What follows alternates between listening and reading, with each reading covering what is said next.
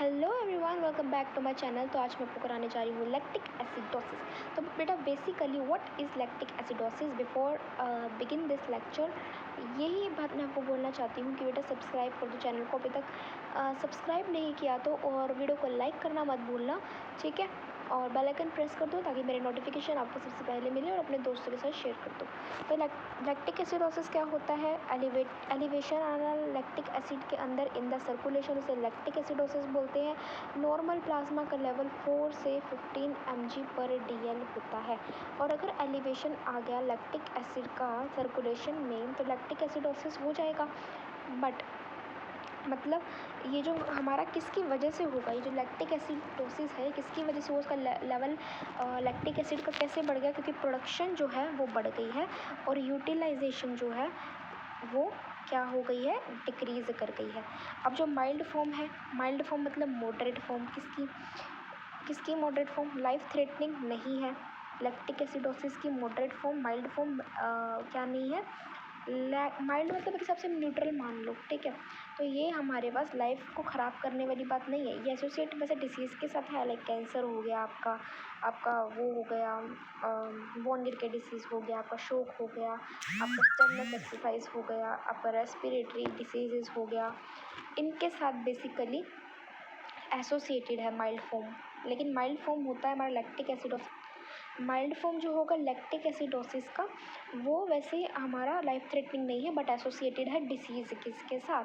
जो मैंने आपको वेरियस डिसीजेस बताए, लाइक द बोन गिर के, शोक्स, और मैंने आपको कैंसर बताया, और मैंने आपको क्या बताया? Stemless exercise and respiratory disorders, ठीक है। Now there are form of lactic acid जो कि ऑब्जर्व्ड होती है ड्यू टू इम्पेयरमेंट ऑफ और कोलैप्स ऑफ सर्कुलेटरी सिस्टम। अगर सर्कुलेटरी सिस्टम में इम्पेयरमेंट आ गया, कोलैप्स आ गया, तो क्या होगा? मतलब ऐसे फॉर्म्स हैं, बहुत सारी फॉर्म्स हैं किसके? लैक्टिक एसिडोसिस के, लैक्टिक एसिड के, जो कि ऑब्जर्व्ड किस में होता है? जो कि ऑब्जर्व्ड होता है किसकी वजह से? जब इम्पेयरमेंट आ जाएगा, कोलैप्स आ जाएगा सर्कुलेटरी सिस्टम में, which is seen in H positive, जो कि H which is seen in myocardial infarction, which is seen in myocardial infection. MI मतलब मायोकार्डियल इन्फार्क्शन। तो क्या होगा मायोकार्डियल इन्फेक्शन के अंदर? मतलब हमारा सर्कुलेटरी सिस्टम कोलैप्स कर गया है, जिसकी वजह से हमें बहुत सारे देखने को मिल रहे हैं, क्या चीज़? बहुत सारी फॉर्म लैक्टिक एसिडोसिस की देखने को मिल रही है, ठीक है। फिर उसके बाद क्या है? अनकंट्रोल्ड हार्मोनल, अनकंट्रोल्ड क्या हो गई? हिमरेज हो गया। हिमरेज पता है ना, ब्लड लॉस। तो अगर ब्लड लॉस अनकंट्रोल्ड हो गया, शोक हो गया, इस तरह के, this type is due to, किसकी वजह से होता है? ऑक्सीजन सप्लाई जो होती है वो इनएडिकेट हो जाती है टू द टिश्यूज़ तक प्रॉपरली हमारी ऑक्सीजन सप्लाई नहीं जा रही है, विद ड्रास्टिक रिडक्शन इन किसमें?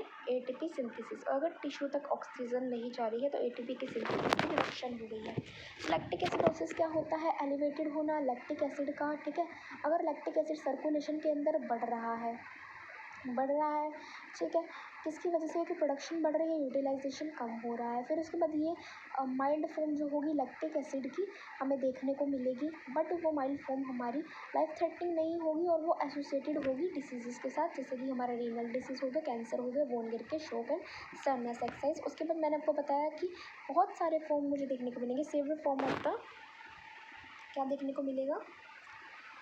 लैक्टिक एसिड ये ऑब्जर्व्ड होगा, कैरेक्टरिस्टिक किससे ऑब्जर्व होगा? ये इम्पेयरमेंट आ जाएगा या कोलैप्स आ जाएगा सर्कुलेटरी सिस्टम में, जिसकी वजह से अनकंट्रोल्ड हिमरेज के अंदर देखने को मिलेगा, मायोकार्डियल इन्फार्क्शन में, शोक में देखने को मिलेगा। और क्योंकि हमारी ऑक्सीजन की सप्लाई इनएडिकेट है टिश्यूज़ में, ठीक है, और ड्रास्टिक रिडक्शन आ रहा है सिंथेसिस में एटीपी की। आई होप आपको लैक्टिक एसिडोसिस बिल्कुल क्रिस्टल क्लियर हो गया होगा। वीडियो को लाइक करना मत भूलना यार, ठीक है।